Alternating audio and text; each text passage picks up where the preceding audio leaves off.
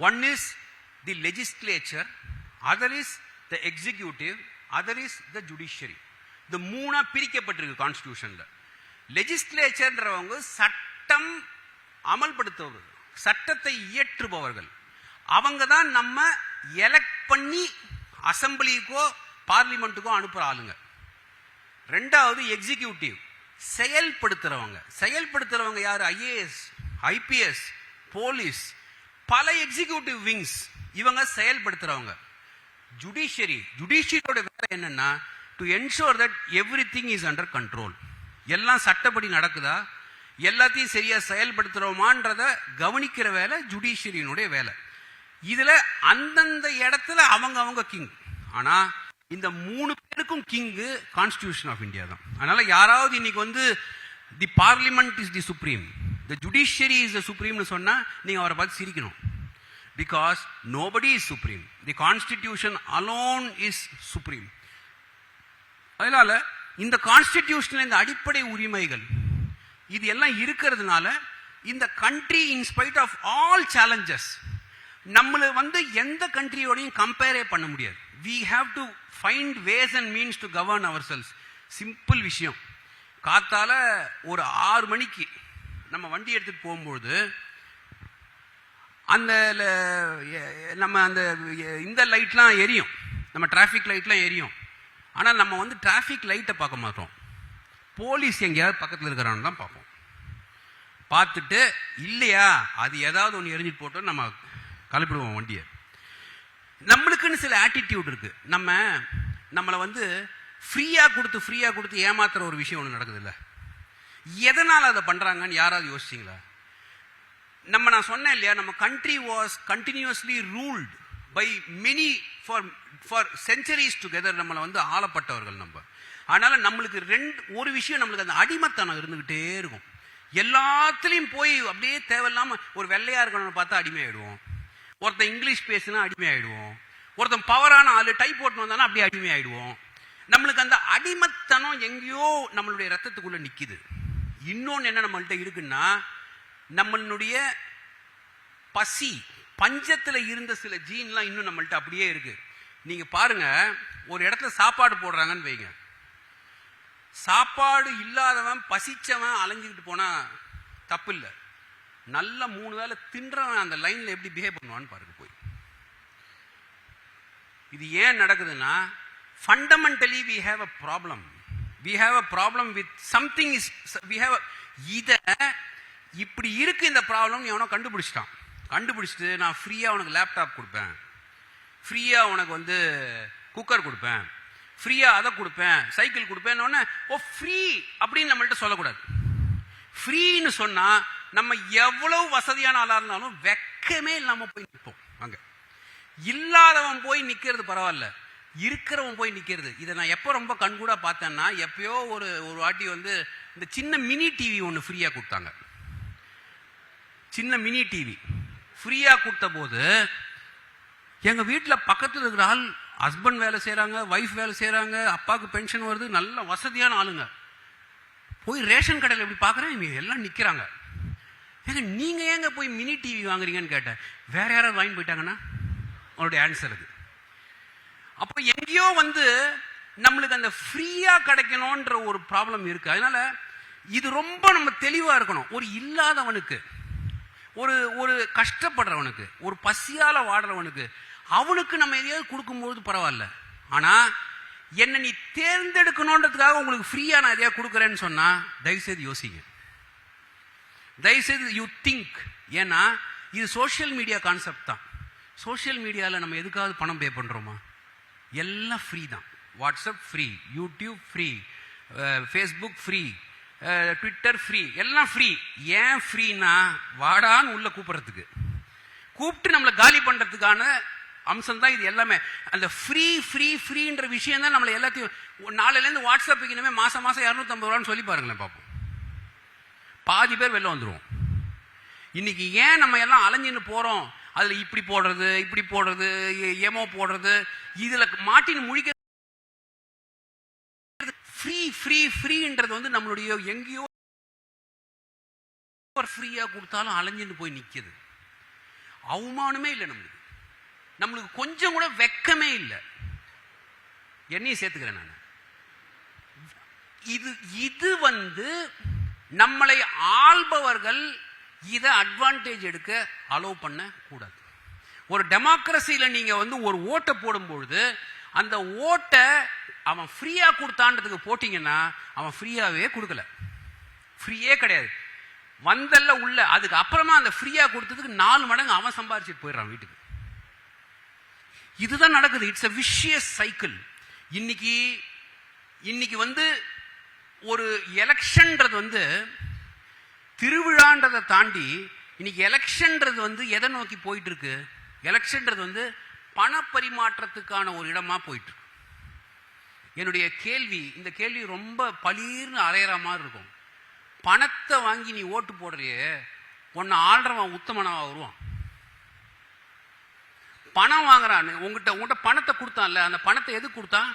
எனக்கு ஓட்டு போடுன்னு சொல்றது கொடுத்தான்ல, அதை வெக்கமே இல்லாம வாங்கினல. நீ வாங்கினதுக்கு அப்புறம் அவன் அநியாயம், அவன் ஊழல்வாதி. ஆமா, நீ தான் ஊழல்வாதி.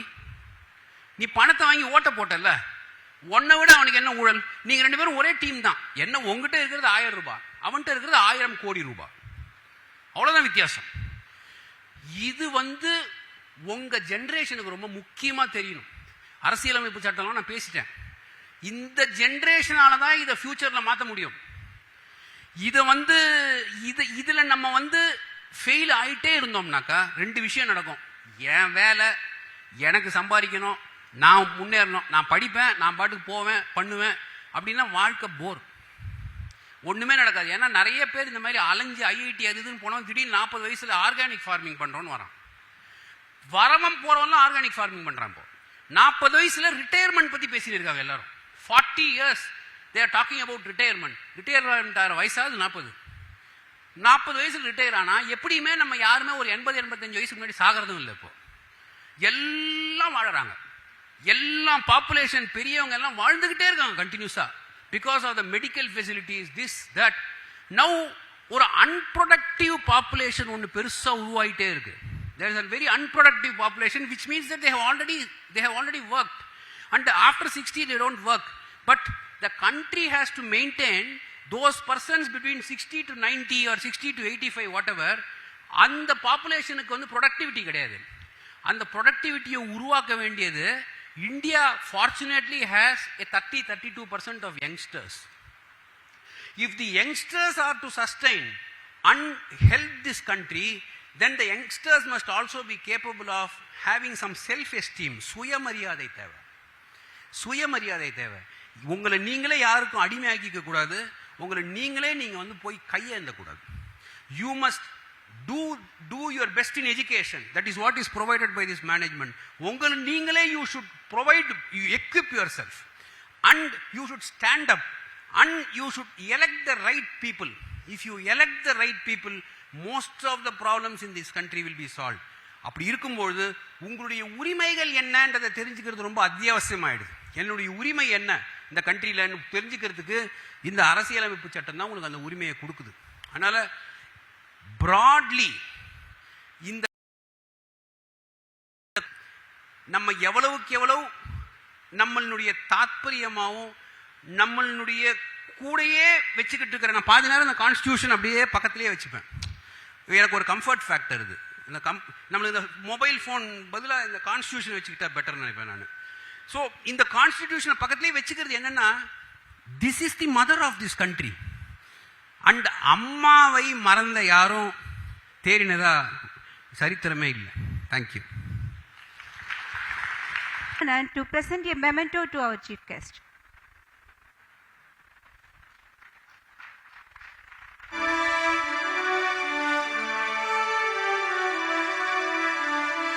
To deliver the vote of thanks.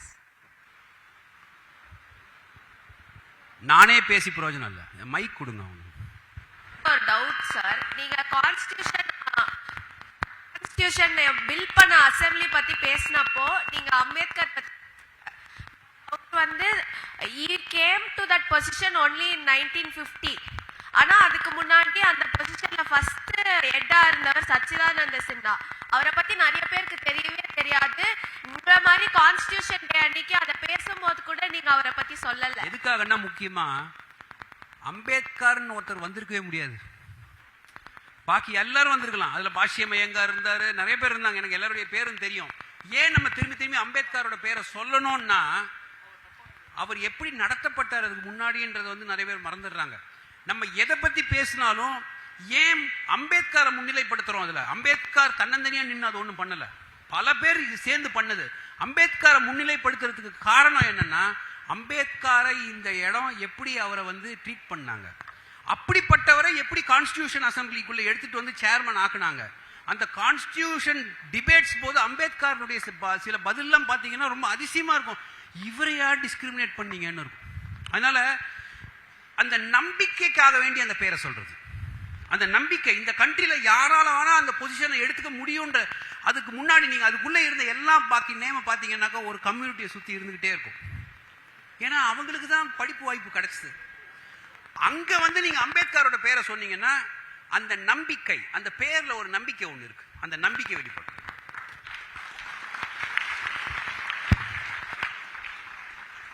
Hello கேக்குதா சார்? ஸோ இப்போ நான் வந்து தேர்ட் இயர் ஐடி படிக்கிறேன் சார், பிடெக் ஐடி.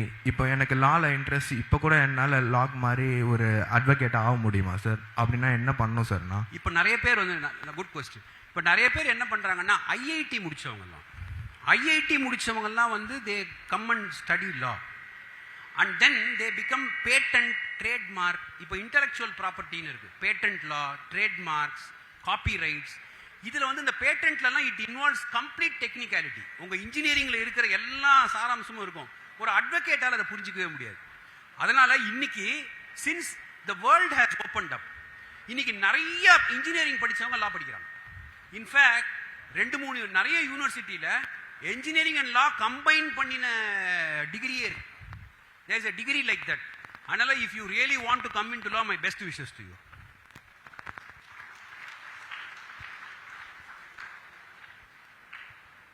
அவ்வளவுதானா? அப்படின்னா வீட்டுக்கு போ. அங்க ஒருத்தர் கொடு.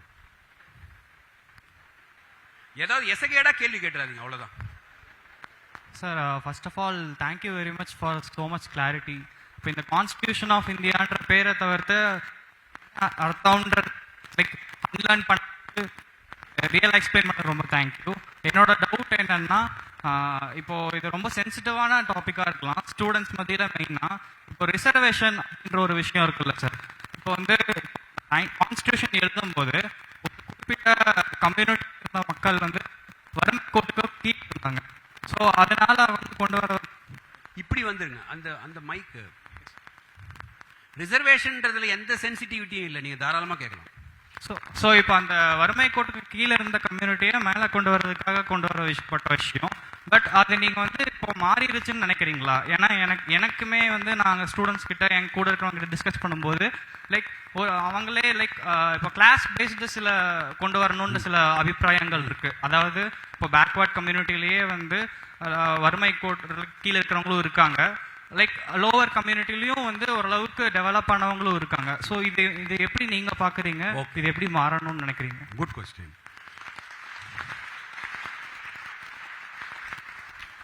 அரசியலமைப்பு சட்டத்தில் 2 ஷரத்துகள் இருக்கு. Article 15, article 16. Article 15, article 16, article 17 என்றது வந்து தீண்டாமையை ஒழிக்கிற ஒரு ப்ரொவிஷன் அது. ஸோ ஆர்டிகல் 15, 16 தான் இந்த ரிசர்வேஷன் வருது. 15 ரிசர்வேஷனை பார்த்தீங்கன்னா பெண்கள், குழந்தைகள் முக்கியமா ஃபோக்கஸ் பண்றது. இப்போ ரிசர்வேஷன் ஏன் எடுத்துட்டு வந்தாங்கன்ற முதல் கேள்வி நம்மளுக்கு தெரியணும். ரிசர்வேஷன் ஏன் எடுத்துட்டு வந்தாங்கன்னா, நீங்க ரிசர்வேஷன் எடுத்துட்டு வரலன்னா எந்த கம்யூனிட்டி படிச்சுக்கிட்டே இருந்ததோ, எந்த கம்யூனிட்டி எல்லா வேலை வாய்ப்புகளும் இருந்துகிட்டே இருந்ததோ அவங்களே இருப்பாங்க, மற்ற யாராலையும் மேல வரவே முடியாது. அப்படின்றதுனால முதலாவதா அவங்க எடுத்துட்டு வந்தது இந்த ரிசர்வேஷன்ன்ற இஷ்யூ தான். அதுல நீங்க ரொம்ப முக்கியமா புரிஞ்சுக்க வேண்டியது, ரிசர்வேஷனை பத்தி முதல்ல எடுத்துக்கிட்டு வந்த ஸ்டேட் இந்த ஸ்டேட் தான், தமிழ்நாடு. கான்ஸ்டிடியூஷனுடைய முதல் அமெண்ட்மெண்ட் ஃபார் ரிசர்வேஷன் வந்து ஆரம்பிச்சதே இந்த ஸ்டேட்ல இருந்து தான், இந்த ஸ்டேட்ல இருந்து தான் ஆரம்பிச்சது. இந்த state has always stood for social justice. Social justice is that bring everybody at a lower level to a place where they will be able to sustain with others. ஓட்டப்பந்தயத்தில் நல்லா ஓடுற, எனக்கு கால் கொஞ்சம் சரியில்லைன்னா என்னை வந்து 75 மீட்டர்ஸ்லேருந்து ஓட விடு, நீ 100 மீட்டர்ஸ்லேருந்து ஓடு. இவ்வளோதான் நீங்கள் ஈஸியாக புரிஞ்சுக்கணும். அப்படின்னாக்கா சரி, எதை அடிப்படையாக வச்சுக்கிட்டு இதை பண்ணணுன்றது முக்கியம். ஒரு பர்டிகுலர் ஆள் வந்து எஸ்சியா, எஸ்டியா, பிசியா, எம்பிசியான்னு தெரியறதுக்கு ஒரு அடிப்படை தேவை. அந்த அடிப்படையை புரிஞ்சுக்கிறது காஸ்ட்ல இருந்தா எடுக்க முடியுது. இன்னி வரைக்கும் அதுதான் அடிப்படை. அதனால காஸ்ட் வந்து சென்சஸ் எடுக்கணும், காஸ்ட்ல எவ்வளவு பேர் இருக்காங்கன்னு தெரியணும்ன்றதை வச்சு ரிசர்வேஷன் அடிப்படை அதுல இருந்து எடுக்கணும்ன்றாங்க. இது 2வது தளம். 3வது தளம் வந்து இந்த ஃபேமிலியே 3 தடவை பண்ணிட்டாங்க. முதல் ஜெனரேஷனுக்கு இந்த ஆப்பர்ச்சுனிட்டி கிடைச்சது, திரும்பியும் அடுத்த ஜெனரேஷனுக்கு இந்த ஆப்பர்ச்சுனிட்டி கிடைச்சது. அப்படி இருக்கும்போது அதே பிசிஓ, எம்பிசிஓ, எஸ்சிஓ சேர்ந்த சில பேருக்கு கிடைக்க மாட்டேங்குது. இன்னும் அவன் என்ன நிலையில இருந்தானோ அந்த நிலையிலே இருக்கான். அப்ப என்ன பண்ணணும்ன்றதுதான் கேள்வி. இது ஒரு கேள்வி. அடுத்தது நீங்க சொன்னதுக்கும் வரேன் நான். இதுக்கு சுப்ரீம் கோர்ட்ல ஒரு முடிவு சொன்னாங்க. அவங்க என்ன சொன்னாங்கன்னா, கிரீமி லேயர்னு ஒரு கான்செப்ட் எடுத்துட்டு வந்தாங்க. கிரீமி லேயர்னா இந்த வருமானத்துக்கு மேல இருக்கிறவங்க இந்த ரிசர்வேஷன்ல வர முடியாதுன்னு சொன்னாங்க. கிரீமி லேயர், அதுக்கு நிறைய எதிர்ப்பெல்லாம் வந்தது. ஆனா நீங்க சொல்றதுக்கு சரியான பதில் சொல்லணும்னா, ஏற்கனவே ரிசர்வேஷனால பெனிஃபிட்டான ஒரு ஃபேமிலி ஒரு நல்ல தளத்துக்கு நல்ல லெவலுக்கு போயிட்டவங்க பின்னாடி வரவங்களுக்கு வாய்ப்பு கொடுக்கணும். நாங்களே அதை கண்டினியூஸா பண்ணுவோம் அப்படின்றது வந்து it's greediness. Because you have already crossed that line. You have become healthy. Now with that health you can fight in the mainstream. நீங்க யார் கூட வேணா போட்டி போடலாம். ஆனா இன்னும் எனக்கு அந்த ஹெல்தினஸே வரலையே, நானும் வீக்கா இருக்கேனே. வீக்கா இருக்கிற எனக்கு எதையாவது குடுன்ற ரிசர்வேஷன் போடும்போது அவனுக்கு தடுக்கப்படுது, அது அவனுக்கு அது கிடைக்க மாட்டேங்குது. இது ஒரு பெரிய சவாலா இருக்கு. Number 1. Number 2, socially and educationally backward அப்படின்ற வேர்டு வந்து ஆர்டிகல் 16ல வருது. சோஷியலி அதுதான் பேசிஸே இந்த எம்பிசி ரிசர்வேஷன் எடுத்துன்னு வரதுக்கு. அது வரும்பொழுது now the question is whether economically backward person can always also be brought into this ன்றதான் கொஸ்டின். இப்போ அதுக்கான பதில் நான் ரிட்டையர்மெண்ட்டுக்கு அப்புறம் தான் சொல்லணும். ஏன்னா நான் இன்னைக்கு வந்து I am holding the position of a judge. So I cannot give an opinion about it. But எனக்குள்ள அந்த ஒப்பீனியன் இருக்கு. ஆனா அதை நான் வெளியில சொல்ல முடியாது. சொன்னா நாளைக்கு எல்லா சோசியல் மீடியாலையும் எல்லா நியூஸ் பேப்பர்லயும் அதை போட்டு என்னை தாளிச்சு எடுத்து ஏன் நீ இதெல்லாம் போய் பேசுறேன்னு என்கிட்ட கேட்பாங்க. அதனால சில கேள்விகள் வந்து நான் சிட்டிங் ஜட்ஜா இருக்கிறதுனால, ஏன்னா நாளைக்கு இந்த கேள்வி என்கிட்ட ஒரு வழக்கா வரலாம் இல்லையா. என்கிட்ட நாளைக்கு ஒரு வழக்கா வரும்பொழுது அந்த வழக்காடி என்ன சொல்லக்கூடாது, சார் மீனாட்சி காலேஜில் நீங்க இதானே சொன்னீங்க, அதனால நீங்க இந்த கேஸை நடத்தக்கூடாதுன்னு சொல்லிடுவோம். அதனால எந்த கேள்வியுமே நான் வந்து பதில் சொல்லும்பொழுது எனக்கு அது வழக்கா வரும். என்னுடைய ஒப்பீனியனை வெளியில சொல்லவே கூடாது. ஜென்ரலாவே தான் நான் பேச முடியும் எல்லாமே. எனக்கு இருக்கிற opinion about a particular issue I cannot say. அதனால please wait till my retirement.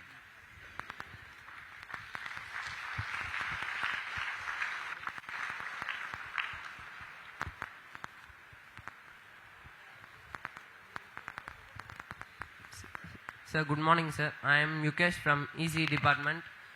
நீங்கள் சொன்ன பாயிண்ட்ஸ்லேருந்து நான் நிறைய நோட் பண்ணேன் சார்.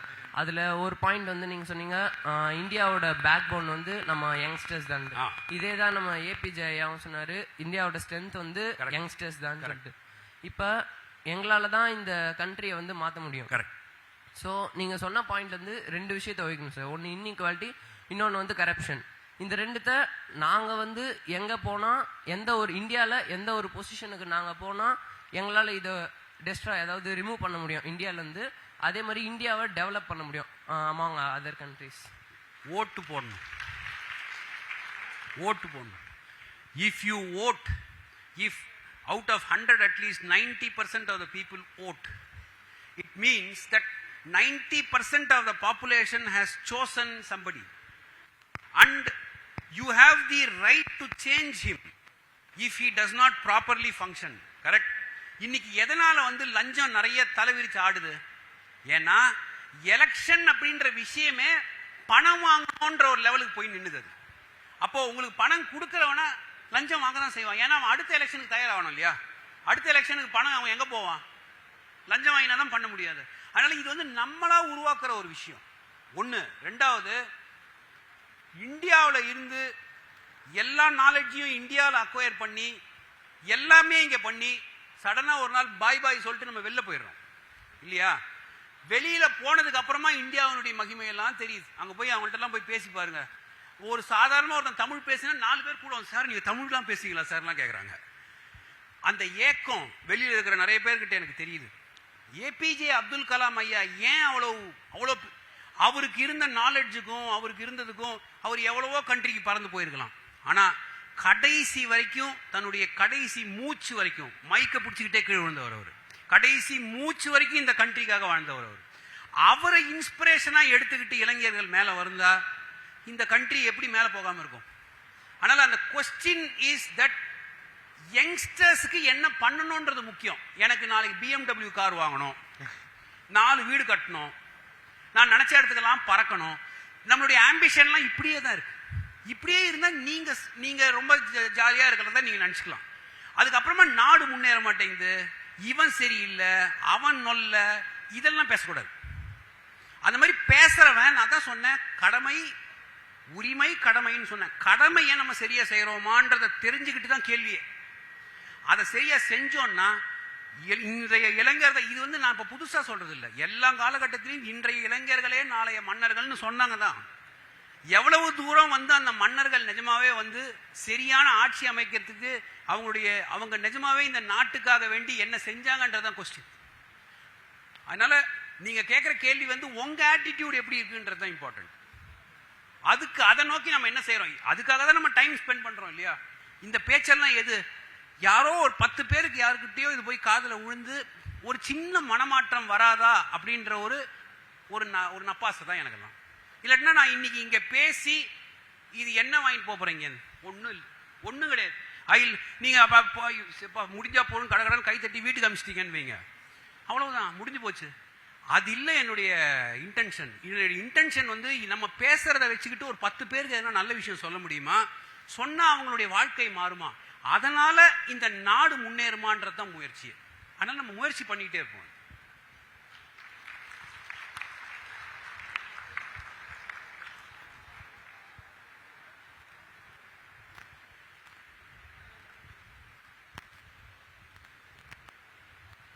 பல இன்ஜினியரிங் MBA இவ்வளவு கேள்வி கேட்பீங்கன்னு நான் வெரி குட்.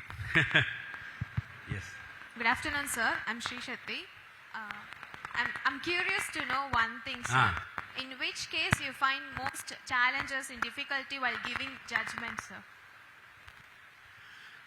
எந்த கேஸ்லன்னா, cases involving downtrodden people, cases involving people who have been LGBT, transgenders, அவங்களுடைய வாழ்வு முறை, அவங்க இந்த சமுதாயம் எப்படி நடத்துது, இவங்க குழந்தைகள், பெண்களுக்கு எதிராக நடக்கிற அட்டூழியங்கள். இப்போ ரீசெண்டாக கூட நான் ஒரு கேஸ் நடத்திட்டு இருக்கேன். அதில் வந்து ஒரு பெண் ஒரு ஆணோட ஒரு அஃபேர் ஆகுது. அந்த ஆண் வந்து அந்த பெண்ணுக்கு தெரியாம அவங்க 2 பேர் நெருக்கமா இருந்த எல்லாத்தையும் வந்து போட்டோ பிடிச்சிடுறான். பிடிச்சு எல்லா இடத்துலையும் ஸ்ப்ரெட் பண்ணிடுறான். ஸ்ப்ரெட் பண்ணி அது எவ்வளவு தூரம் போயிடுச்சுன்னா போர்னோகிராஃபிக் வெப்சைட்டுக்கெல்லாம் போயிடுச்சு. போனதுக்கு அப்புறமா அவன் வந்து சொல்றான், நீ என்ன பண்றியோ பண்ணிக்கோ அப்படின்னு. இது உங்கள்கிட்ட நேரம் வரும்பொழுது, நான் கோர்ட்ல கேஸ் ஆர்டர் டிக்டேட் பண்ணிட்டு இருக்கும்பொழுது, ஒரு பர்டிகுலர் தருணத்துல இது என் பொண்ணா இருந்திருந்தா என்ன நடந்திருக்கும்னு ஒரு கொஸ்டின் என்கிட்ட வந்தது. அடிச்சுட்டேன். கோர்ட்ல ஒரு ஜட்ஜெல்லாம் அழவே கூடாது. ஆனால் நான் சாதாரணமான ஒரு மனுஷன். எனக்கு வந்த கேள்வி, இது என் பொண்ணா இருந்திருந்தா என்ன நடந்திருக்கும், எப்படி துடிதுடிச்சு போயிருப்பேன். ஒரு ஆணும் பெண்ணும் நெருக்கமா இருக்கிற உறவுன்றது புனிதமான விஷயம். அதை இன்னைக்கு வந்து நம்ம எந்த நிலைமைக்கு எடுத்துட்டு போயிட்டோம்னா, அதை வீடியோ பிடிக்கிறது, போட்டோ பிடிக்கிறது, வெப்சைட்ல போடுறது, அந்த மாதிரி கேடுகட்ட மனோநிலையில போய் நின்று இருக்கோம் நம்ம. அதனால இத மாதிரியான வழக்குகள் தான் நிஜமாவே எனக்கு சவால். எனக்கு சவால் வந்து சட்டம்லாம் கிடையாது. எனக்கு சவால் வந்து என்னுடைய எமோஷனை தூண்டுற விஷயங்கள் தான். ஏன்னா அந்த எமோஷன் வரும்பொழுது தான் நம்ம எப்படி எழுதுறோம். ஏன்னா அந்த எமோஷன் நம்மளை தடுமாற வச்சிரும், நம்மளை சுயமா சிந்திக்க விட்டுறாது. அதுதான் நிஜமான சவால் எனக்கு.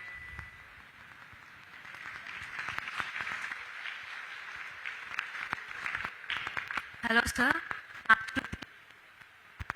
அங்க கொடுத்துருங்க, மைக்கு சரியா இருக்கு. உங்களுக்கு போறோன்னு சொல்லி போய் உட்காரியான்னு சொல்லிட்டா நான் போய் உட்காந்துருவேன். போங்கன்னு சொல்லிட்டீங்களா? கேள்வி கேட்கணுமா? My god, yes. Hello sir, நான் ஸ்ருதி.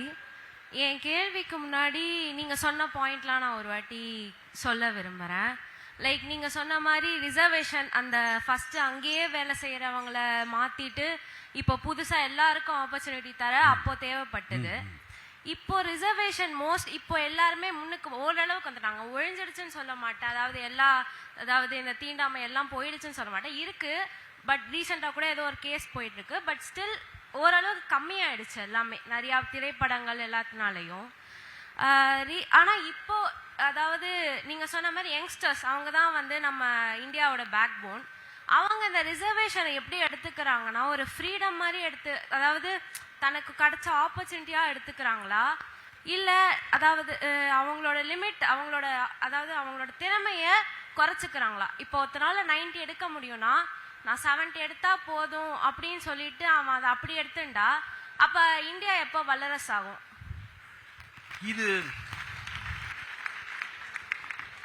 இது வந்து it's a wrong understanding about reservation itself. ரிசர்வேஷனை பற்றியான ஒரு தப்பான புரிதல் இது. நிறைய பேர் என்ன நினச்சிட்டு இருக்காங்கன்னா, நான் 95 எடுத்தேன், நீ 70 எடுத்த, 70 எடுத்த நீ 95 எடுத்த என்ன தள்ளிட்டு சீட் கிடைச்சிடுச்சு. இது வந்து அவனுக்கான கோபம் இது. ஆனால் அவன் என்ன யோசிக்க மாட்டேங்கிறான்னா, அந்த 75 எடுத்தவன் ஒரு காலில் ஓடி இருக்கான், அது வரைக்கும் 95 எடுத்தவன் 2 காலில் ஓடிட்டு இருக்கான். அப்போ 2 காலில் ஓடி நான் ஃபர்ஸ்ட் வந்தேன், ஆனா உனக்கு 50 மீட்டர்லயே வந்து நீ வின்னுன்னு சொல்லிட்டாங்கன்னு சொன்னா அப்படிதான் சொல்லுவாங்க. ஏன்னா அவனுக்கான அந்த ப்ராப்ளம் இருக்கு. அவனை எப்ப அவனையும் 2 காலில் நம்ம ஓட வைக்கிறோமோ அது வரைக்கும் இந்த ரிசர்வேஷன்றதை வந்து இந்த கண்ட்ரிலேருந்து எடுக்கவே முடியாது. ஒன்று. ரெண்டாவது, நீங்க நினைச்சிட்டு இருக்கீங்க ரிசர்வேஷன் கொடுத்ததுனால தரம் தாழ்ந்துடுச்சுன்னு. I respectfully disagree with you. ஏன்னா நான் தினம் இதை பார்த்துக்கிட்டே இருக்கிற ஆள். ரிசர்வேஷன் கொடுத்ததுனால now I find brilliant candidates from BC, MBC, SC, ST, இதுல இருந்தெல்லாம் பிரமாதமா பண்றவங்க வந்துட்டாங்க. இன்னைக்கு வந்துட்டான். அதனால நம்ம பொத்தம் பொதுவா பேச முடியாது. இதை பொத்தம் பொதுவா பேச முடியாது. இது டேட்டாவோட தான் நம்ம வச்சு பேச முடியும். அப்போ நம்ம பார்த்துக்கிட்டே இருக்கோம் இதுதான் நடக்குதான். ஏன்னா நீங்க பார்க்கறத விட நாங்க பார்க்கறது ஜாஸ்தியா இருக்கும். ஏன்னா ஒரு பெரிய எம்ப்ளாய்மெண்ட், ஒரு பெரிய ஸ்டூடெண்ட்ஸ் இதுக்கு நடுவில் பேசுறது, இதை வச்சுக்கிட்டு பார்க்கும்பொழுது இது எவ்வளவு தூரம் எடுத்துட்டு போயிருக்குன்னு பார்க்கும்பொழுது அந்த ஃபேமிலி எல்லாம் அந்த ரிசர்வேஷன் ஒன்று இல்லட்டனா அவங்க அப்படியே தரையா இருப்பாங்க. அதனால ரிசர்வேஷன் கொடுக்கறதுனால குவாலிட்டி கம்மியாகுதுன்ற வாதத்தை நான் எந்த காலத்தையுமே ஏற்றுக்க மாட்டேன். அந்த மாதிரி ஒன்று கிடையவே கிடையாது. முதலாவது கண்ட்ரி முன்னேறதுக்கு எல்லாருக்கும் வாய்ப்புகள் கிடைக்கணும் இல்லையா? யாரோ ஒரு 10 பேர் வாய்ப்பை வச்சுக்கிட்டு கண்ட்ரி முன்னேற முடியாது. எல்லாருக்கும் வாய்ப்பு கொடுத்தாதான் கண்ட்ரி முன்னேறும். அந்த வாய்ப்பை கொடுக்கறதுக்கு ரிசர்வேஷன்றது ரொம்ப முக்கியம். இதுதான் ரியாலிட்டி. தேங்க்யூ.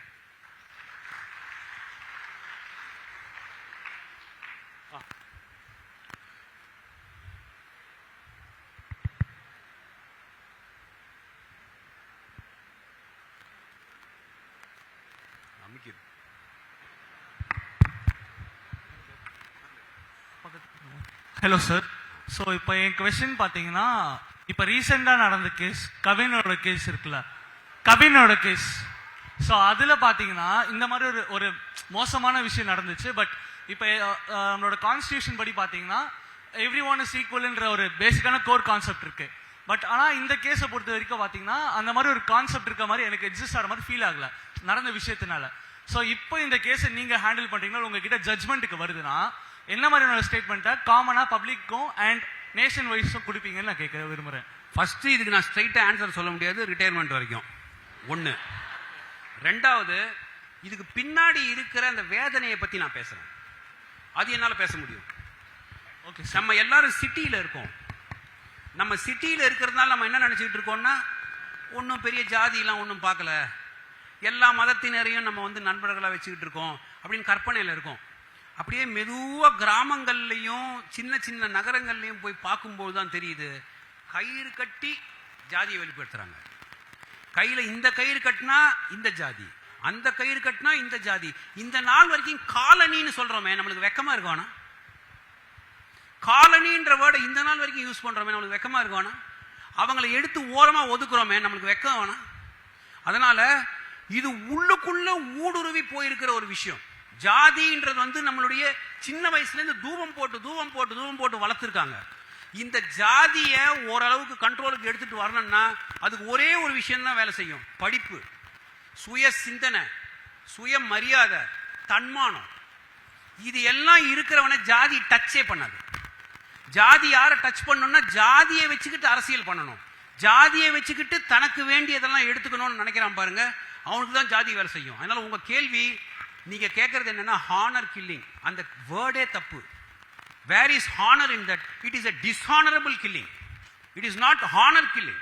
அதுல என்ன ஹானர் இருக்கு? அதுல ஒரு ஹானரும் கிடையாது. அதுல it is dishonorable. You have no right to take the life of another person. The relationship between two persons is their problem. It is their right. Nobody has the right to go and see that நீ எப்படி இவங்க கூட relationship வச்சுக்கிட்டேன்னு கேட்கிற உரிமை யாருக்கும் அந்த constitution தரல. ஆனா அவனாவே அந்த உரிமையை எடுத்துக்கிறான். எடுத்துக்கிட்டு அவன் என்ன நினைக்கிறான், அவனை நான் போய் கொன்னதுக்கு என்னுடைய ஜாதி எனக்கு செலவைக்குன்னு அவன் நினைச்சுன்னு இருக்கான். இதை விட ஒரு அவமானப்பட வேண்டிய விஷயம் ஏதாவது இருக்குமா? யாரையாவது கொலை செய்ய முடியுமா இந்த விஷயத்துக்காக வேண்டி? அதனால இது இப்ப நீங்க கேட்டீங்க பாருங்க இந்த கேள்வி, ஜாதி அற்ற சமுதாயம் எப்போ வரும்னா திருமணங்கள் கலப்பாகும் போது தான் வரும்.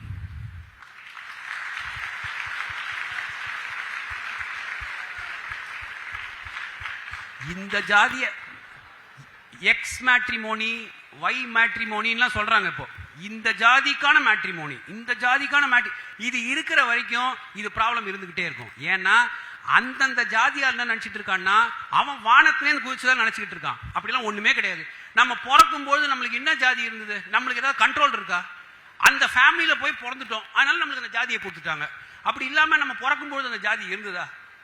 அதனால இந்த ஜாதியை வச்சு இந்த வயலன்ஸ் பண்றாங்க. இந்த ஜாதியை வச்சு பண்றவங்களுக்கு எல்லாம் வந்து என்ன பொறுத்த வரைக்கும் வந்து இதற்கு கடுமையான சட்டம் வேணும். கடுமையான சட்டம் வேணும். இதை வந்து வேடிக்கை பார்க்கவே கூடாது, இதை என்கரேஜ் பண்ணவே கூடாது. அதனால அதுதான் திரும்பி சொல்றேன், அந்த அவேர்னஸ் இருந்தாதான் இது வரும். எல்லாராலையும் இது செய்ய முடியாது. அந்த அவேர்னஸ் வேணும், ஸ்டூடெண்ட்ஸ் கிட்ட வேணும். உங்களுக்கு உங்க ஐடென்டிட்டி இருக்கக்கூடாது. நான் இந்த ஜாதியை சேர்ந்தவன், இதை சேர்ந்தவன், அதை சேர்ந்தவன் ஐடென்டிட்டி உங்களுக்கு இல்லாம இருக்கணும்னா உங்களுடைய இந்த எஜுகேஷன், நான் சொன்ன தன்மானம் எல்லாம் முக்கியமா தேவைப்படும். Thank you. Thank you sir. We'll limit this to last question. He has a schedule after this. இன்னொரு 10 minutes இருக்கலாம். எனக்கு இது கூட ஆப்பர்ச்சுனிட்டி கிடைக்காதுல்ல. Good evening. கிளம்பி போயிட்டானாக்கா உங்களை திரும்பி பார்க்கவே முடியாது. Yes, good evening sir. ரொம்ப வருஷமா இந்த டவுட் இருக்கு சார். இப்போ வந்து ஜெண்டர் ஈக்குவாலிட்டின்னு சொல்றாங்க. ஆனா இப்போ கேர்ள்ஸ் தப்பு பண்ண காப்பாத்த நிறைய ஆக்ட் இருக்கு போக்ஸ்ன்ற மாதிரி. ஆனா பசங்களுக்கு எதுவும் இல்லையா சார்? அதே மாதிரி இப்போ சப்போஸ் டிவோர்ஸ் பண்ணாலும் ஹஸ்பண்ட் தான் ஒய்ஃபுக்கு தரணும்ன்றாங்க. ஆனா ஒய்ஃப் ஹஸ்பண்டுக்கு அமௌண்ட் தரணுன்ற மாதிரி எதுவும் வரலையே சார். இதுல எப்படி சார் ஈக்குவாலிட்டி வரும்?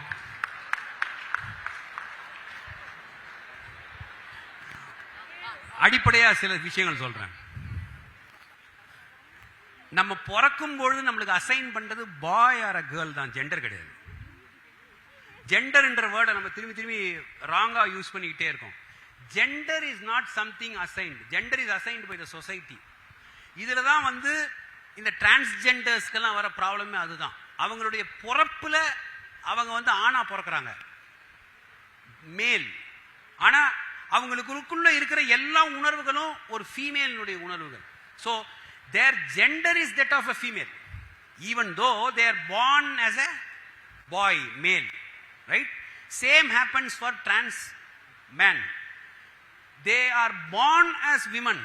ஆனா அவங்களுக்கு உள்ள இருக்கிற எல்லா உணர்வுகளும் is that of a man. So அவங்களுக்கு பேர் trans man. So அவங்களுடைய gender is they are born a female, but their gender is a male. இத நம்ம யாராலும் புரிஞ்சிக்கவே முடியாது. ஏன்னா we are straight. நம்ம மேலுக்கான உணர்வு, ஃபீமேலுக்கான உணர்வுலயே நம்ம வாழ்க்கை பூரா இருந்துட்டோம். நம்ம அது மாதிரி ஆட்களுக்குள்ள பழகினதும் கிடையாது. கரெக்ட்? இப்ப கொஸ்டின் வந்து சார் எல்லாமே வந்து விமனை சார்ந்தே இருக்கேன்னு கேள்வி கேட்குறீங்களா? விமன் கஷ்டப்பட்டு இருக்கும்போது யாராவது ஒருத்தராவது இந்த கேள்வி கேட்டீங்களா?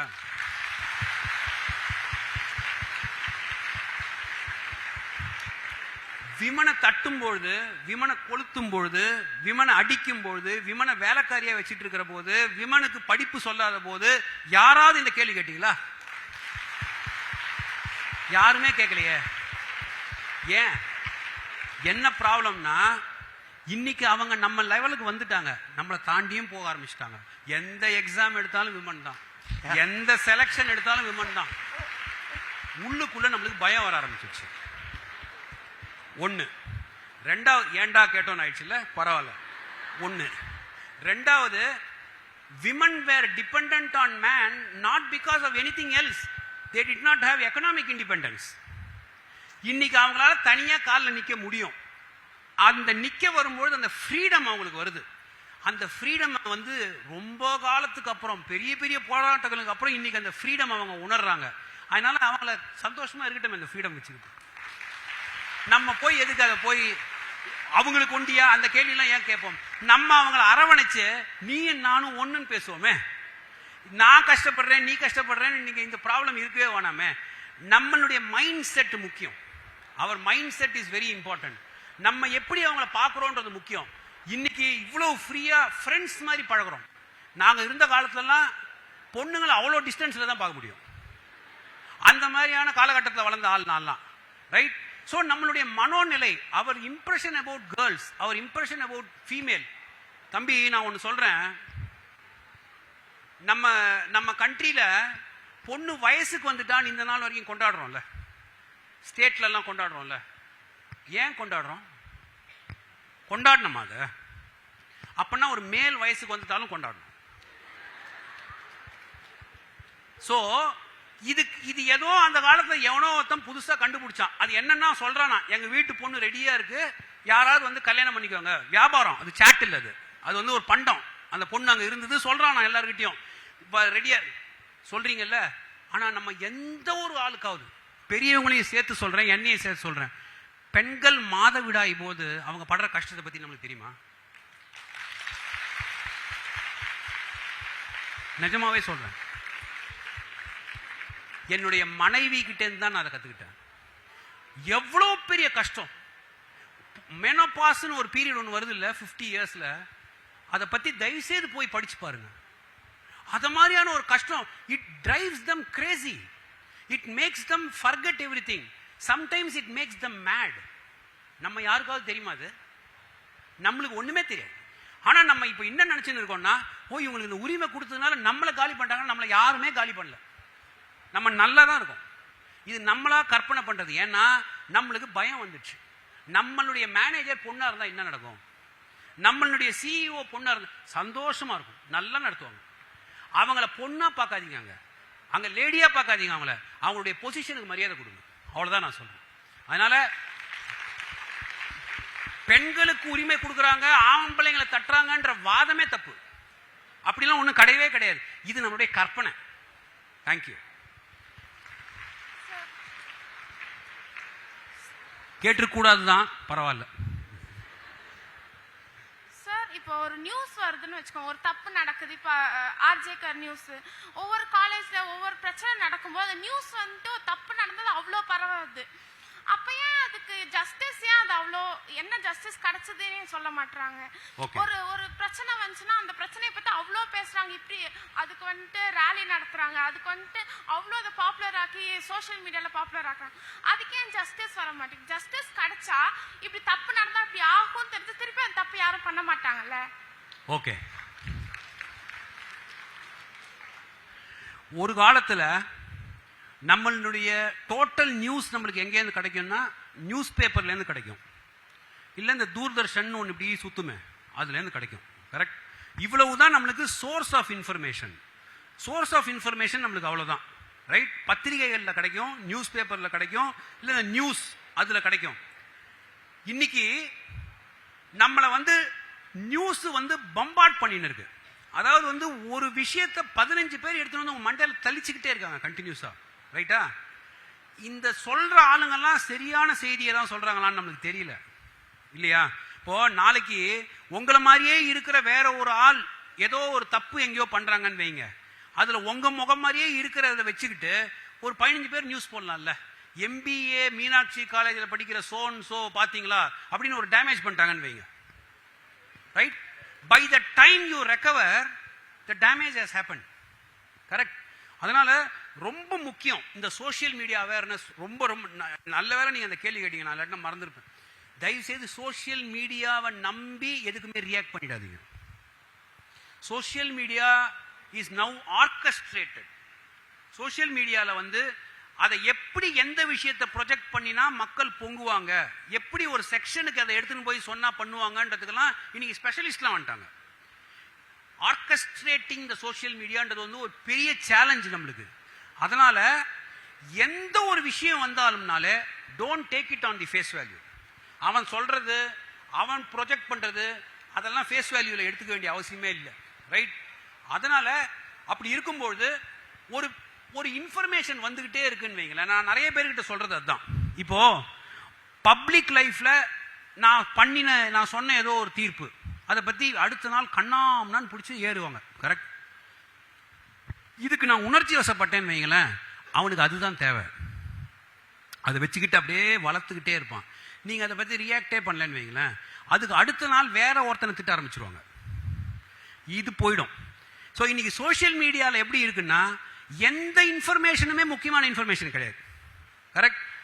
இன்னைக்கு ஒரு இன்ஃபர்மேஷன் ரொம்ப நாளைக்கு இப்போ நடுவில் நம்மளுக்கு we had a problem with Pakistan. அந்த காஷ்மீர்ல இன்னசென்ட் டூரிஸ்ட் எல்லாம் சுட்டான். அது எவ்வளவு பெருசா பேசணும், இன்னைக்கு யாராவது பேசுறோமா? அப்போ நம்மளுக்கு எது முக்கியம் இல்லைன்றதெல்லாம் போயிடுச்சு. ஏன்னா இந்த முக்கியமான செய்தி வரதுக்குள்ள இன்னொரு 6 முக்கியமான செய்தி அங்கேருந்து வந்துடுது. ஸோ இன்னைக்கு என்ன முக்கியமா நம்ம பேசுறோம்? ட்ரம்ப் 50% இன்க்ரீஸ் பண்ணிட்டாரு, அதை பேசுறோம். 10 நாள் கழிச்சு யாராவது பேச சொல்லுங்க, அதை மாட்டாங்க. ஸோ நம்மளுடைய capacity to retain something and to react we are slowly losing because of social media. நம்மளுக்கு எது முக்கியம் இல்லைன்னே தெரியல. இப்போ நம்ம அப்பப்போ உணர்ச்சி போட்டு பண்ணி கொண்டு அது முடிஞ்சோடனே நம்ம வாட்ஸ்அப்ல திட்டிப்போம்ல, அது மாதிரி அப்படியே எல்லாம் பண்ணி திரும்பி அடுத்த நாள் இன்னொரு விஷயம் வந்துடும். அதனால நீங்க சொல்ற மாதிரி வந்த உடனே ஜஸ்டிஸ் பண்ணலாம், ஆனா அது உண்மையான செய்தியான்னு யார் சொன்னா இந்த இஷ்யூ? அதனால அத மாதிரி இன்னைக்கு எல்லாரும் எதை பாக்குறாங்க? ஒரு கேஸ் நடந்ததா, பிடிச்சானா, அரெஸ்ட் பண்ணானா, அதுக்கப்புறம் யாரும் அதை கண்டுக்கவே இல்லை. ஆனா யாரு அந்த வழக்கு நடந்து முடிஞ்ச வரைக்கும் பார்த்தாங்க, அந்த வழக்கு முடிஞ்சதுக்கு அப்புறம் என்ன நடந்ததுன்னு பார்த்தாங்க. அந்த வழக்கு நடந்துட்டு இருக்கும் போதுதான் தெரியும் அது அத்தனையும் பொய்ன்னு. அதனால அந்த லிபர்ட்டி ஆர்டிகல் 21 ஒன்னு இருக்கு, ஷரத்து, ரைட் டு லைஃப் அண்ட் லிபர்ட்டின்னு சொல்லுவாங்க. அதை இன்னைக்கு இருக்கிற சோசியல் மீடியாலையும் இன்னைக்கு இருக்கிற டெக்னாலஜிலையும் ஒருத்தனை கவுக்கணும்னு நம்ம நினைச்சிட்டோம்னாக்கா ஈஸியா பண்ணிடலாம். அந்த வேலையை ஈஸியா பண்ணிடலாம். நீங்க எவ்வளவு பெரிய பொசிஷன்ல இருந்தாலும் இப்போ டீப் ஃபேக்னு ஒன்று வந்திருக்கு. கரெக்ட்? டீப் ஃபேக்னு ஒன்று வச்சு என்ன மாதிரியே சிமுலேட் பண்ணி கண்ணாமினான்னு பேச வைக்கலாம். அதை நீங்க முதல் தடவை பார்க்கும்போது இது உத்தமம் மாதிரி மீனாட்சி காலேஜ் பேசிட்டு இன்னைக்கு என்னென்ன பேசியிருக்கான் பாருன்னு சொல்லிடலாம். அந்த டேமேஜ் நடந்துடலாம். அதுக்கு அப்புறமா பின்னாடி ஒரு ஆள் போடுவான், அது டீப் ஃபேக், அந்த ஆள் கிடையாதுன்றதுக்குள்ள டேமேஜ் ஆயிடுச்சுல. புரியுதா உங்களுக்கு? அதனால இன்னைக்கு இருக்கிற இன்ஃபர்மேஷன், இன்னைக்கு இருக்கிற மெசேஜஸ் எல்லாம் வச்சுக்கிட்டு சட்டுன்னு ஒரு முடிவு எடுக்கவே முடியாது. பிகாஸ் மோஸ்ட் ஆஃப் இட் கொஞ்சம் தோண்டி போய் பார்த்தோம்னாக்கா வேற என்னவோ மாதிரி இருக்கு. One thing is true, justice is, the wheel is very slow. I accept that. Problem is we are such a hugely populated country, but there are only few judges. அதனால இந்த கேஸ் எடுக்கிறதுக்குள்ள சோஷியல் மீடியா மாதிரி இன்னொரு 35 case மேல விழுந்துருது. So இதை எடுக்கிறதா அதை எடுக்கிறதான்னு தடுமாறிக்கிட்டு இருக்கோம். we are trying to find solutions. Thank you.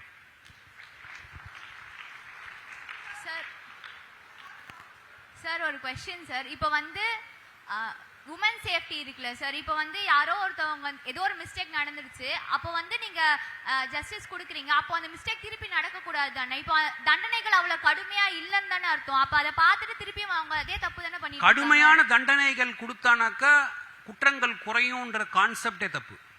அப்படிலாம் ஒன்றும் கிடையாது. கடுமையான தண்டனை கொடுக்குறேன்னு நாளைக்கு ஹானர் கில்லிங்க்கு டிஸ்ஹானரபிள் கில்லிங்க்கு சொல்றாங்கன்னு வைங்களேன், என் கேள்வி அது குறைஞ்சிருமானா குறையாது. ஏன்னா கொடுத்து நான் என்னுடைய ஜாதியில நான் தான் மிகப்பெரிய வீரனா நான் வந்து என் நிலை நிறுத்திப்பேன்னு சொல்ற ஒரு ஆளுகிட்ட நீங்க என்ன தண்டனை வேணா கொடுக்கலாம். கடுமையான தண்டனைகளை வச்சுக்கிட்டு நம்ம ஒன்றும் பெருசா பண்ணிட முடியாது. எவ்வளவு சீக்கிரம் ஒரு வழக்கை முடிக்கிறோன்றது ரொம்ப முக்கியம். ஏன்னா அந்த வழக்கு முடியறதுக்குள்ள 10 வருஷம் ஆகுது, எல்லாம் மறந்து போயிடுவாங்க. அதனால அவனுக்கு தெரியும் இந்த சிஸ்டம்ல இப்படியே பண்ணிட்டே இருக்கலாம் அப்படின்னு அவனுக்கு தெரியுது. சிஸ்டமிக்கா there is a problem in this. அடுத்தது கடுமையான தண்டனைகளை மாத்திரமே வச்சு பண்ண முடியாது. we have to evolve as a society. இப்போ அமெரிக்கா பெரிய படிச்சவங்க தான். நான் சிம்பிளா உங்களை ஒரு கேள்வி கேட்கறேன் திரும்பி. அமெரிக்கா நல்லா படிச்சவங்க தானே? தினம் 15-20 பேரை சுட்டுக்கிட்டே இருக்காங்க.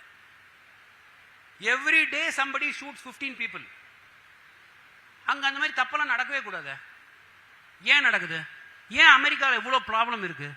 ஹியூமன் பீயிங்ஸ்னு இருந்தால் ப்ராப்ளம்ஸ் இருந்துகிட்டே தான் இருக்கும். It all depends on how well we attend to it, how well the society evolves. எப்படி அந்த சொசைட்டி இப்போ 16-17 வயசு பசங்கள்லாம் போய் வெட்டுறாங்க. சிம்பிளா நான் உங்களுக்கு ஒரு கொஸ்டின், 16-17 வயசு வெட்டுற வயசாது இல்ல. அப்போ ஏதோ பின்னாடி பெரிய தப்பு ஒன்று இருக்கு. அவன் பிறந்த இடம், அவன் வளர்ந்த இடம், அவன் கூட இருந்தவங்க, இந்த சமுதாயம் எல்லாம் சேர்ந்து 16-17 வயசுல ஒருத்தனை இந்த நிலைமைக்கு எடுத்துட்டு வந்திருக்கு. ப்ராப்ளம் 17 வயசு பையனுக்கா இல்ல இந்த சூழலுக்கா? கொஸ்டின், இந்த கொஸ்டின் தான். அதனால நம்ம எந்த ஒரு குற்றத்தை பார்க்கும்பொழுதும் குற்றவாளிக்கு தண்டனை கொடுக்கறதுன்றது ஒரு விஷயம். ஆனா அந்த வயசுல இவன் ஏன் குற்றம் பண்ணினான்றதை யோசிக்கணும் சொசைட்டி. ரெஃபர்மேஷன் அதான் கொஸ்டின். அதுக்கு போக்சோ வழக்குகள்லாம் இருக்கு இல்லையா? 18 வயதுக்கு கீழே இருக்கிறவங்க சைல்டு மேல இது என்ன நடந்தாலும் போக்சோல கேஸ் ஆயிடும். ஒரு 2 பேர் கல்யாணம் பண்ணிக்கிறாங்க, கல்யாணம் பண்ணிக்கல, கல்யாணம் பண்ணிக்கிற மாதிரி ஒரு ஒரு ஒரு பஸ் ஸ்டாண்ட்ல ஒரு பையனும் ஒரு பொண்ணும் 12ஆவதோ இன்னும் படிக்கிறாங்க, 11ஆவதோ. கூட இருக்கிற பசங்கெல்லாம் கிண்டல் பண்ணி ஏய் நீ கல்யாணம் பண்ணிக்கிற மாதிரி கழுத்துல கட்டுனோன்னா அவனை கட்டிடுறான். இவங்க கடகடன்னு போட்டோ எடுத்துடுறாங்க. அதை எடுத்து சோசியல் மீடியாவில் அனுப்பிச்சு விட்ட உடனே இந்த சொசைட்டி பொங்குது. நம்ம எதை நோக்கி போறோம்? எதை நோக்கியும் போல. அவங்க ஏதோ ஒரு தமாஷுக்கு பண்ணாங்க, அங்க அந்த பையனை அரெஸ்ட் பண்ணிட்டாங்க. இப்போ என்னுடைய கொஸ்டின் என்னன்னா, அந்த பையனுக்கும் 18 வயசு கீழே இந்த ஒரே ஒரு விஷயத்துக்காக அரெஸ்ட் பண்ணிட்டோம்னாக்கா அப்ப அந்த பையனுடைய எதிர்காலம் என்ன இல்லையா? இப்போ அது மாதிரி இந்த ரொமான்டிக் ரிலேஷன்ஷிப்ஸ் எல்லாத்துலயுமே இந்த மாதிரி விஷயங்கள் நடந்துகிட்டே இருக்கு. Today the Outlook is very different. The opportunity for 2 people to get together is very different. எல்லாமே டிஃபரெண்ட் ஆகிட்டு இருக்கு. அதனால சட்டங்களும் அதை நோக்கி நகரணும், அது ரொம்ப முக்கியம். அதனால கடுமையான தண்டனைன்றதை நம்ம பேசும்பொழுது அதுக்கு பின்னாடி எது அவனை அப்படி தூண்டிடுச்சுன்றதையும் பேசணும். தண்டனை பத்தி பேசி பத்தாது. ஒருத்த வந்து தான் ஜாதியை வச்சுக்கிட்டு ஒருத்தனை கொல்லுவேன்னு சொல்றான்னா அவனுக்கு நீங்க தண்டனை கொடுப்பீங்க, பின்னாடி அந்த ஜாதின்றது வந்ததை பத்தி ஏன் பேசல? நீங்க ஃபியூச்சர்ல நிறுத்தணுன்றதை பத்தி ஏன் பேசல? அதனால there is a big question. It's not about the punishment which you give. Thank you. எல்லாத்துக்கும் 200 words ஆன்சர் தான். சார் கேக்குதா சார்? யா சார் எனக்கு 3 क्वेश्चन சார். 3 क्वेश्चन சார் 4 எல்லாருக்கும் சேர்த்து இல்ல ஜஸ்ட் ஜென்ரலா. இத ரூடா பேசினா ஐ அம் சாரி சார். நான் ரொம்ப நேரமா ரூடா பேசுறதா தான் நான் நினைச்சிட்டு இருக்கேன். எஸ் கேக்க போற क्वेश्चन அப்படி 2 क्वेश्चन. இப்ப காஸ்ட்னு சொல்றீங்களா? காஸ்ட் வந்து பிசி அப்புறம் ட்ரைப்ஸ்லாம் தெரியாது, ஆனா எனக்கு தெரிஞ்ச ஒரே பிசி. இப்போ அந்த காஸ்ட்டை வந்து ஒரு காஸ்ட்டுக்கு இந்த வேலை, இன்னொரு காஸ்ட்டுக்கு அந்த வேலை, இந்த காஸ்ட்டுக்கு இந்த மார்க் எடுத்தா இந்த சீட்டு, இந்த காஸ்ட்டுக்கு இந்த மார்க் எடுத்தா இந்த சீட்டு அப்படின்னு இருக்குல்ல சார்? இப்போ நான் பக்கத்துல வச்சுக்கோ சார் அந்த மாதிரி இருக்குல்ல சார்? இப்போ நான் என்ன சொல்றேன், அந்த காஸ்ட்லாம் வந்து நியூட்ரலா ஆக்கி ஒரு காஸ்டா ஆக்கி இப்போ எல்லாருக்கும் அந்த அந்த வாய்ப்பு கிடைக்கும். இப்போ அந்த மாதிரி இருந்தா நீங்க என்ன சொல்ல வருவீங்க? அது கான்ஸ்டிடியூஷன் அந்த புக்ல அதுமே எழுதலாமா? அப்புறம் ரெண்டாவது கேள்வி வந்து, அதாவது வந்து காஸ்ட் எல்லாம் நியூட்ரல்லாம் பண்ணவே முடியாது. ஒன்ல காஸ்ட் இருக்கும், இல்ல ஜாதி இல்லாத சமுதாயத்தை நோக்கி தான் நம்ம போகணும். ரெண்டுத்துக்கு நடுவில் ஒன்று இருக்கவே முடியாது. அதாவது சில பேர் என்ன சொல்லுவாங்கன்னா, சார் எனக்கு ஜாதியெல்லாம் ஒன்றும் இல்லை சார், ஆனால் என் ஜாதியை பற்றி நீங்கள் பேசாதீங்க சார்னுவாங்க. எவ்வளோ பெரிய ஒரு ஹிப்போக்ரஸி இருக்கு பாருங்க அதில். ஒன்றில் நீ ஜாதியில் இருக்கணும். இப்போ நான் இந்த ஜாதியை சேர்ந்தவன் என்ன நான் ஐடென்டிஃபை பண்ணிட்டா ஆப்வியஸ்லி நான் மற்ற ஜாதியை வேற மாதிரி தானே பார்ப்பேன் இல்லையா? நம்ம மனுஷன் தானே. ஒன்றில் ஜாதி இருக்கும், இல்லை ஜாதி இல்லா சமுதாயத்தை நோக்கி நம்ம போகணும். எல்லா ஜாதியும் சேர்த்து ஒரு ஜாதி ஆக்குன்றதுனா ஆண் ஜாதி பெண் ஜாதியாக தான் இருக்க முடியாது. கரெக்ட்? அஃப்கோர்ஸ் அந்த இடைப்பாலினத்தவர் அவங்கெல்லாம். அதனால அந்த மாதிரி ஒரு கான்செப்ட் வந்து யூட்டோப்பியன், நம்ம கற்பனையில தான் பண்ண முடியும். நம்ம வந்து ஜாதி இல்லா சமுதாயத்தை நோக்கி தான் போகணும். சார் இப்போ ரெண்டாவது கேள்வி சார், காஸ்டே இல்லைன்னா ஐ மீன் மற்றவங்க அந்த வாய்ப்பு கிடைக்குமா? காஸ்டே இல்லைன்னா? காஸ்டே இல்லாம தானே எல்லா கண்ட்ரியும் இருக்கு. இல்லை இந்தியாவில் காஸ்ட் வச்சுக்கிட்டு நம்ம பாடுபட்டுன்னு இருக்கோம். காஸ்டே இல்லைன்னா கேட்குறேன் சார். காஸ்டே இல்லைன்னா எந்த பாகுபாடுமே இல்லையா அதுக்கப்புறமா? அப்படி சொல்றீங்களா? காஸ்டே இல்லைன்னா டிஸ்கிரிமினேஷன் இல்லை. இன்னைக்கு காஸ்ட் எங்க? நான் இந்த ஜாதி, நீ இந்த ஜாதி, நீ இந்த ஜாதி, ஜாதி வச்சுருந்தா நம்ம ஆளை பார்க்குறோம். ஆளாவே பார்க்கலையே நம்ம. இப்போ இன்னும் 2 கேள்வி தான் சார். உங்க ஆர்கனைசர் யோசிச்சுன்னு இருக்காரு, இவரை எதுக்கு கூப்பிட்டோம், நம்மளை காலி பண்ணிட்டு தான் அவர் கிளம்புவார் போல இருக்கு, அடுத்த தடவை இவரை கூப்பிடவே கூடாதுன்ற ஒரு தீர்மானத்தோட இருக்காரு. கரெக்ட் தானே சார்? இல்ல சார், இப்போ நீங்க ஜட்ஜா இருக்கீங்களா சார்? கேட்கல. இல்ல நீங்க ஜட்ஜா இருக்கீங்களா? ஆமா. இப்போ நீங்க ரொம்ப ஈஸியா பாத்துற கேஸ் என்னது சார்? ஈஸியாவா? ஆமா. ஈஸியா பார்த்த கேஸா? உங்களுக்கு ஈஸியா இருக்கிற கேஸ். அப்ப நான் இது வரைக்கும் ஒரு 1 லட்சம் கேஸாவது பார்த்துப்பேன். நான் எதை ஞாபகம் வச்சு சொல்றது? இல்ல உங்களுக்கு பிடிச்சதா? எனக்கு பிடிச்ச கேஸா? LGBTQ issue. That issue was very close to my heart. Thank you. இப்போ டிசிப்ளின் என்ன சார்? இப்போ பசங்க கத்துறாங்க, எழுந்து வந்துருவாங்க எல்லாரும். வேற முடிஞ்சிச்சா? Okay sir. Thank you.